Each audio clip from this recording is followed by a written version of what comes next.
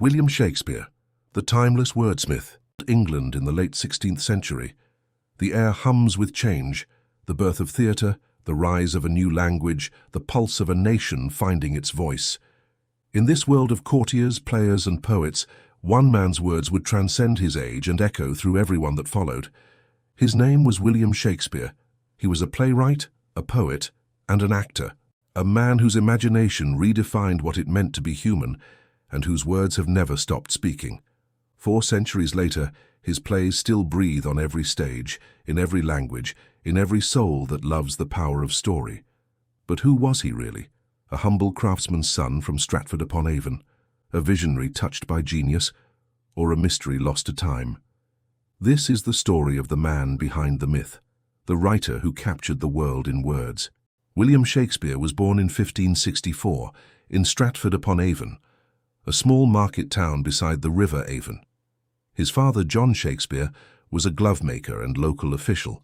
His mother, Mary Arden, came from a respected farming family. Young William grew up amid the rhythms of rural England, church bells, market days, the changing seasons, but also in a household that valued ambition and language. He likely attended the King's New School, where he learned Latin, rhetoric, and classical literature. There he encountered the works of Ovid, Virgil, and Seneca, voices from antiquity that would one day echo through his plays. At 18, he married Anne Hathaway, 8 years his senior. They soon had 3 children, Susanna and twins Hamnet and Judith. But then, for nearly a decade, he disappears from the record. These are known as the lost years, a mystery that still fascinates scholars today.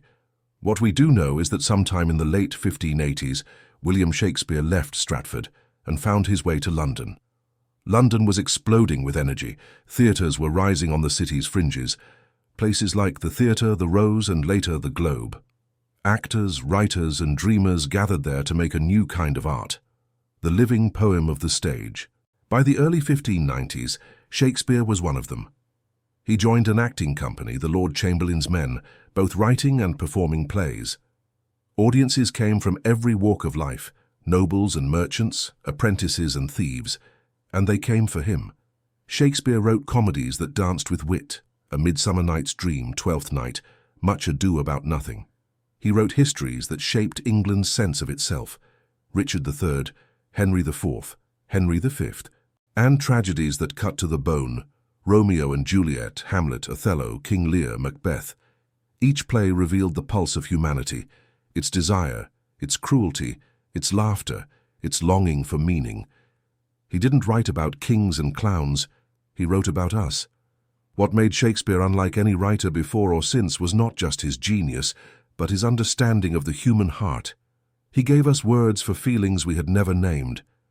Love looks not with the eyes, but with the mind. We are such stuff as dreams are made on. The fault, dear Brutus, is not in our stars, but in ourselves. His language was a world of its own, elastic, musical, alive. He invented over 1,000 words, shaped the English tongue, and expanded its capacity to express joy, despair, irony, and awe. For Shakespeare, the stage was a mirror to life. He blended poetry and philosophy, tragedy and comedy, darkness and light, always finding truth in contradiction. His plays were not sermons but questions.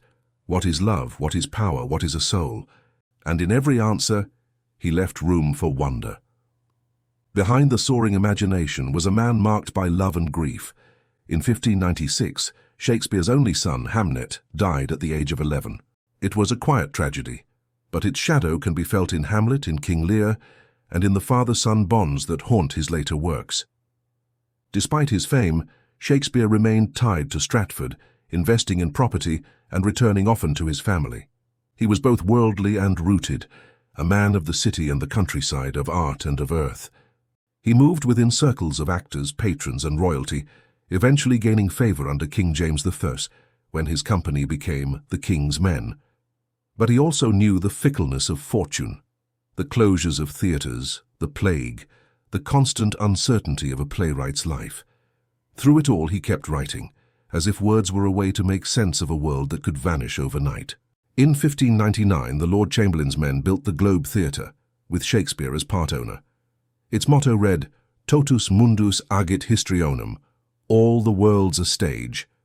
Here, under open skies, his words came alive before audiences that laughed, wept, and gasped together.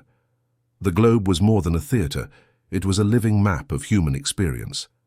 When fire destroyed it in 1613, it was rebuilt within a year. By then, Shakespeare's reputation was unshakable. He was the voice of his age. And yet, in his final years, he stepped back.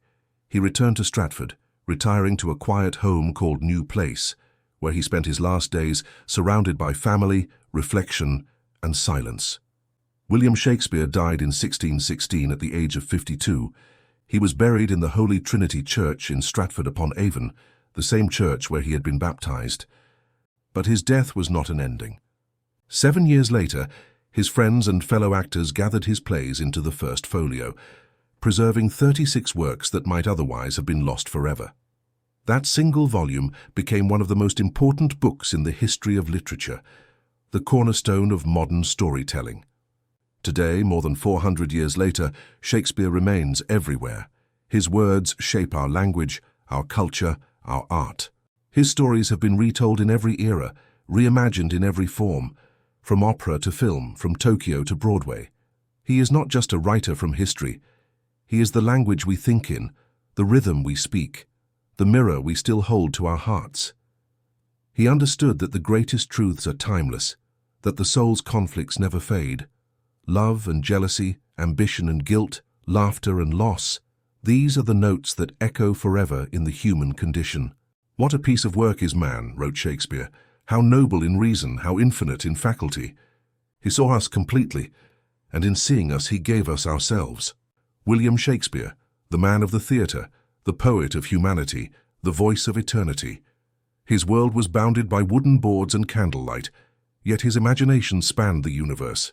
He captured the beauty and fragility of being alive, turning mortal words into immortal truth. Centuries may pass, but his vision endures. In every soliloquy whispered on a stage, in every line that makes us pause and feel. William Shakespeare was the man who taught us to speak the language of the human soul, a timeless wordsmith whose words will forever be heard. Please like, comment, share, and subscribe for more videos.